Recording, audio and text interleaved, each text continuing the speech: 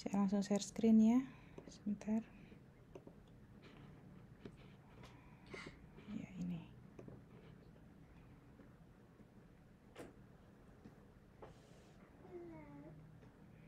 Sudah terlihat?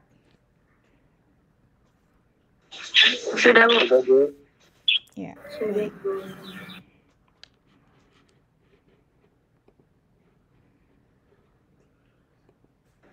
Assalamualaikum warahmatullahi wabarakatuh.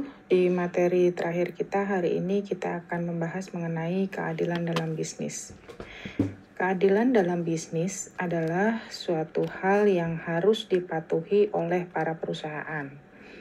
Keadilan dan upaya menegakkan keadilan menyangkut aspek yang lebih luas berupa penciptaan sistem yang mendukung terciptanya keadilan tersebut. Keadilan bisnis dalam etika bisnis meliputi prinsip-prinsip etika dalam berbisnis ya, seperti yang kita ketahui di dalam bab sebelumnya kemarin ya, ada prinsip mengenai teori etika, ada prinsip otonomi, ada prinsip kejujuran, prinsip keadilan, prinsip saling menguntungkan, dan prinsip integritas moral. Ya, kesadaran ini untuk membuat adil dan memenuhi setiap prinsip di dalam bisnis yang merupakan dasar dari etika di dalam berbisnis. Tanggung jawab sosial perusahaan mempunyai kaitan yang erat dengan penegakan keadilan dalam masyarakat umumnya dan bisnis pada khususnya. Tanggung jawab sosial perusahaan berkaitan langsung dengan perbaikan kondisi sosial ekonomi yang semakin sejahtera dan merata. Nah, perlakuan yang sama terhadap semua orang harus sesuai dengan hukum yang berlaku. Pembangunan nasional kita bertujuan mewujudkan masyarakat adil dan makmur. Tapi dalam kenyataannya masih sering terjadi berbagai gejolak ya. Masalah keadilan berkaitan secara timbal balik dengan kegiatan bisnis, khususnya bisnis yang baik dan etis. Ya. Terwujudnya masyarakat yang adil melahirkan kondisi yang baik dan kondusif bagi kelangsungan bisnis itu sendiri dalam suatu perusahaan. Praktek bisnis yang baik, etis, dan adil akan mewujudkan keadilan dalam masyarakat. Sebaliknya, ketidakadilan yang merajalela akan menimbulkan gejolak sosial yang meresahkan para pelaku bisnis. Ya, persoalannya adalah apa yang dimaksud dengan keadilan dan apa yang dimaksud dengan adil. Ya. Nah, keadilan itu sendiri adalah suatu kondisi kebenaran secara ideal, baik secara moral mengenai sesuatu hal, baik itu menyangkut benda ataupun orang. Ya. Menurut sebagian besar, teori keadilan ini memiliki tingkat kepentingan yang besar, terutama di dalam hal bisnis, karena terwujudnya keadilan masyarakat akan melahirkan kondisi yang baik dan kondusif bagi kelangsungan bisnis, ya. Dimana praktek bisnis yang baik tadi terwujud dengan adanya keadilan dalam masyarakat itu sendiri. Karena kalau tidak ada, maka akan menimbulkan suatu gejolak sosial di dalam masyarakat yang tentunya akan berdampak bagi perilaku bisnis di dalam suatu perusahaan. Ruang lingkup prinsip keadilan menurut distribusi Rao ya. Ada yang pertama yaitu paham tradisional di dalam bisnis, terdiri dari 3, keadilan legal, komutatif, dan keadilan distributif. Kemudian ada keadilan individual dan struktural, ada teori keadilan Adam Smith ya, prinsip no harm, prinsip non-intervention, dan prinsip keadilan tukar ya. Kemudian yang keempat ada teori keadilan distributif Rao, John Rao ya, prinsip-prinsip keadilan distributif Rao dan kritik ya. Kemudian ada yang terakhir adalah jalan keluar atas masalah ketimpangan ekonomi. Nah, intinya dari semua ini adalah semua orang atau kelompok masyarakat diperlakukan secara sama oleh negara di hadapan dan berdasarkan hukum yang berlaku. Semua pihak dijamin untuk mendapatkan perlakuan yang sama sesuai dengan hukum yang berlaku. Ya, kita akan melihat satu persatu di dalam paham tradisional dalam bisnis ya. Anda bisa buka di buku teman-teman mulai halaman 185 ya. Paham tradisional dalam bisnis yang pertama tadi ada keadilan legal ya. Ini menyangkut hubungan antara individu atau kelompok masyarakat dengan negara. Intinya adalah semua orang atau kelompok masyarakat diperlakukan secara sama oleh negara di hadapan hukum. Dasar moralnya apa? Yang pertama yaitu semua orang adalah manusia yang mempunyai harkat dan martabat yang sama dan harus diperlakukan secara sama.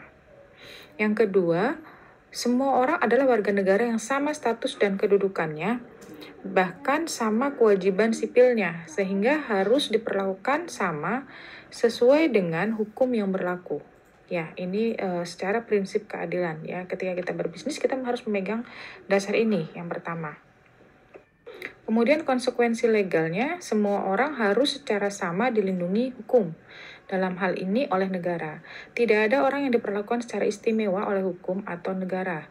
Jadi negara tidak boleh mengeluarkan produk hukum untuk kepentingan kelompok tertentu. Semua warga harus tunduk dan taat kepada hukum yang berlaku. Jadi semua produk yang kita keluarkan dalam bisnis itu buat semua orang, tidak hanya untuk golongan tertentu saja dan boleh dipakai oleh siapa saja ya. Jadi untuk kepentingan bersama, ini konsekuensinya secara legal. Paham tradisional dalam bisnis yang kedua yaitu adanya keadilan komutatif ya. Ini mengatur hubungan yang adil atau fair antara orang yang satu dengan yang lain atau warga negara yang satu dengan warga negara yang lainnya. Nah, di dalam keadilan komutatif ini menuntut agar dalam interaksi sosial antara warga yang satu dengan yang lainnya tidak boleh ada pihak yang dirugikan hak dan kepentingannya. Jika diterapkan dalam bisnis, berarti relasi bisnis dagang harus terjalin dalam hubungan yang setara dan seimbang antara pihak yang satu dengan yang lainnya. Dalam bisnis, keadilan komutatif disebut juga sebagai keadilan tukar ya. Dengan kata lain, keadilan komutatif itu menyangkut pertukaran yang fair antar pihak-pihak yang terlibat.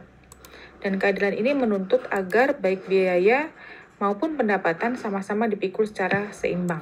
Ya, jadi ada win-win ya, sama-sama antara si pembuat produknya tadi dan penyelenggara bisnisnya dengan rekanannya harus sama, seimbang ya. Apa yang harus diterapkan di dalam prinsip bisnis tersebut dalam hukum dagangnya ya. Paham tradisional dalam bisnis yang ketiga yaitu adanya keadilan distributif ya. Penilaian karyawan dilihat dari hasil atau outcome yang diterima oleh seorang karyawan dari suatu organisasi ya. Dari dalam pengertiannya, keadilan distributif ini adalah perlakuan kepada seseorang sesuai dengan jasa-jasa yang telah dilakukan. Contohnya adalah ketika seorang pekerja yang diberikan gaji sesuai dengan hasil yang telah dikerjakannya. Keadilan individual dan struktural ya. Keadilan ini merupakan upaya menegakkan keadilan menyangkut aspek yang lebih luas berupa penciptaan sistem yang mendukung terwujudnya keadilan tersebut. Nah, prinsip keadilan legal berupa perlakuan yang sama terhadap setiap orang, bukan lagi soal orang per orang, melainkan menyangkut sistem dan struktur sosial politik secara keseluruhan. Untuk bisa menegakkan keadilan legal dibutuhkan sistem sosial politik yang memang mewadahi dan memberi tempat bagi tegaknya keadilan tersebut, ya, termasuk di dalam bidang bisnis.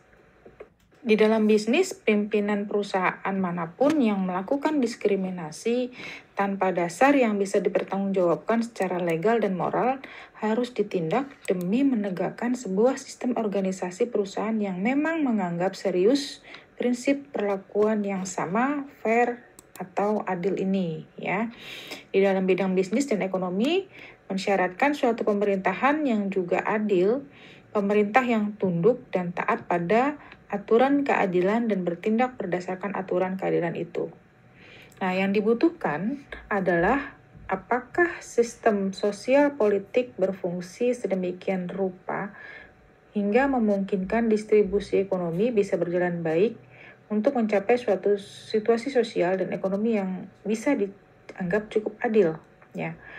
Nah, di sini pemerintah mempunyai peranan yang sangat penting dalam hal menciptakan sistem sosial politik yang kondusif dan juga tekadnya untuk menegakkan keadilan, termasuk di dalamnya keterbukaan dan kesediaan untuk dikritik, diprotes, dan digugat bila melakukan pelanggaran keadilan. Tanpa itu semua ya ketidakadilan ini akan merajalela di dalam masyarakat ya, maka semuanya harus diatur ya dalam struktur perusahaan, di dalam pemerintahan pun juga harus diatur bagaimana kita berbisnis, etika kita berbisnis ya, supaya adil. Ini prinsip keadilan tukar Adam Smith ya, di mana membedakan antara harga alamiah dan harga pasar atau harga aktual. Harga alamiah itu adalah harga yang mencerminkan biaya produksi yang telah dikeluarkan oleh produsen ya, terdiri dari 3 komponen. Biasanya ada biaya buruh, keuntungan pemilik ya, modal dan sewa ya. Sedangkan harga pasar atau harga aktual itu adalah harga yang aktual yang ditawarkan, yang dibayar dalam transaksi dagang dalam pasar. Ya, ini artinya adil, ada harga alamiah dan ada harga aktual atau harga pasar tadi ya, harus ditetapkan seperti ini. Ini prinsip keadilan yang dimaksud dengan prinsip keadilan tukarnya Adam Smith. Nah, ini misalkan kalau suatu barang itu dijual dan dibeli pada tingkat harga alamiah, itu berarti barang tersebut dijual dan dibeli pada tingkat harga yang adil. Pada tingkat harga itu baik produsen maupun konsumen sama-sama untung. Ya, harga alamiah ini mengungkapkan kedudukan yang setara dan seimbang antara produsen dan konsumen, karena apa yang dikeluarkan masing-masing dapat kembali sesuai dengan nilainya ya. Produsen dalam bentuk harga yang diterima, sementara konsumen dalam bentuk barang yang diperoleh. Maka keadilan nilai tukar ini benar-benar terjadi. Nah, dalam jangka panjang melalui mekanisme pasar yang kompetitif, harga pasar akan berfluktuasi sedemikian rupa sehingga harga alamiah melahirkan sebuah titik equilibrium yang menggambarkan kesetaraan posisi produsen dan konsumen. Nah, dalam pasar bebas yang kompetitif, semakin langka barang dan jasa yang ditawarkan dan sebaliknya semakin banyak permintaan, harga akan semakin naik. Pada titik ini produsen akan lebih diuntungkan ya, sementara konsumen dirugikan ya. Kenapa? Karena ketika banyak permintaan kan harganya naik nih, kayak sekarang nih ketika banyak permintaan mengenai susu bir brand ya, kemudian harga juga naik ya. Pada titik ini produsen akan lebih diuntungkan sementara konsumen lebih dirugikan. Nah, ini yang dimaksud di mana prinsip ini terjadi ya. Namun karena harga naik semakin banyak, produsen yang tertarik untuk masuk ke bidang tersebut menyebabkan penawaran berlimpah. Nah, jadi ketika dia permintaannya banyak nih, dia produksi lagi mungkin semua produsen ikut memproduksi ya. Nah, ketika sudah mencapai tadi titik equilibrium tadi, maka harga ini bisa menjadi turun ya. Jadi kenapa? Karena konsumen menjadi diuntungkan sementara produsen dirugikan gitu. Jadi sebaliknya, harganya jadi sekarang lebih murah gitu dibandingkan ketika waktu awal-awal harganya ini permintaan pasarnya tinggi ya. Jadi karena produksinya banjir di masyarakat, maka permintaan terpenuhi, stok barangnya banyak, maka harganya menjadi turun. Dengan demikian, selanjutnya harga akan berfluktuasi sesuai dengan mekanisme pasar yang terbuka dan kompetitif ya. Karena itu, dalam pasar yang terbuka dan kompetitif, fluktuasi harga akan menghasilkan titik equilibrium tadi, yaitu sebuah titik di mana sejumlah barang yang akan dibeli oleh konsumen sama dengan jumlah yang ingin dijual oleh produsen ya, titik keseimbangan ya. Kalau digambarkan dalam sebuah grafik atau kurva ya, ini bisa terlihat gitu ya. Di dalam titik equilibrium ini, harga tertinggi yang ingin dibayar konsumen sama dengan harga terendah yang ditawarkan oleh produsen ya. Titik equilibrium inilah yang menurut Adam Smith mengungkapkan keadilan komutatif dalam transaksi bisnis ya. Nah, kita bisa melihat bagaimana pasar menemukan keseimbangan ya. Jadi cara termudah untuk menentukan titik equilibrium adalah dengan melihat kurva penawaran dan permintaan tersebut ya. Titik equilibrium akan terjadi pada perpotongan kedua kurva tadi ya. Tapi jika kita tidak memiliki kurvanya, kita bisa melihat atau menghitung equilibrium pasar dan fungsi permintaan dan penawarannya. Kita dapat menentukan dengan menyamakan fungsi permintaan dan penawaran tersebut. Ya. Nah, apa yang terjadi ketika pasar mengalami disequilibrium? Ya, mekanisme pasar akan bekerja ketika ada disequilibrium dan akan menggerakkan permintaan dan penawaran menuju equilibrium yang baru. Ya. Dan ini akan terjadi jika harga di atas harga equilibrium atau harga di bawah harga equilibrium. Ya. Nah, ketika harga pasar di atas equilibrium, kuantitas yang ditawarkan lebih besar dari jumlah yang diminta, dan itu mengakibatkan pasokan ekses pasokan atau surplus survei ya, jadi over ya, kebanyakan. Dalam situasi ini harga akan cenderung turun. Ekses pasokan ini menciptakan tekanan ke perusahaan, ya. Pasar tidak cukup untuk menyerap output mereka. Mereka kemudian akan mengurangi output dan menurunkan harga untuk menarik lebih banyak permintaan. Di sisi lain, harga yang lebih murah membuat konsumen membeli lebih banyak, dan itu mendorong kuantitas yang diminta menjadi meningkat, ya. Proses tersebut berlanjut sampai kuantitas yang diminta sama dengan kuantitas yang dimiliki atau yang dipasok oleh produsen, sehingga equilibrium baru bisa tercapai lagi, ya. Ada titik equilibrium baru, ya. Nah, kondisi disequilibrium kedua ini terjadi ketika harga produk di bawah titik equilibrium tadi, ya. Kuantitas yang diminta melebihi jumlah yang dipasok, atau dengan kata lain ada ekses permintaan atau ekses demand, ya. Pasar akan mengalami kelangkaan barang sehingga tingginya permintaan, ya. Dan permintaan yang kuat akan mengakibatkan perusahaan melihat peluang untuk menghasilkan lebih banyak pendapatan dengan meningkatkan output. Nah, mereka secara perlahan juga akan menaikkan harga, ya. Output yang lebih tinggi menyebabkan pasokan pasar meningkat. Dan pada saat yang sama, karena melihat harga lebih mahal, biasanya konsumen akan mengurangi permintaan, gitu. Jadi proses ini berlanjut, titik equilibrium terbaru tercapai, yaitu ketika terjadi kuantitas yang dipasok sama dengan permintaan. Nah, dengan mengandalkan kombinasi mekanisme pasar dan kebijakan selektif pemerintah yang khusus ditujukan untuk membantu kelompok yang secara objektif tidak mampu memanfaatkan peluang pasar secara maksimal, ya. Dalam hal ini, menentukan kelompok yang mendapatkan perlakuan istimewa harus dilakukan secara transparan dan terbuka, ya.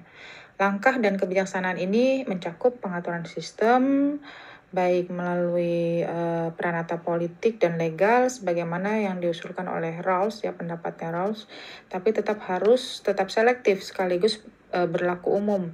Jadi jalan keluar ini sama sekali tidak bertentangan dengan sistem ekonomi pasar, karena sistem ekonomi pasar sesungguhnya mengakomodasi kemungkinan-kemungkinan tersebut. Ya. Baik, demikian mengenai materi hari ini, ya, keadilan dalam bisnis. Apabila masih ada yang ingin ditanyakan atau disampaikan, kita diskusi setelah share screen ini saya tutup. Terima kasih.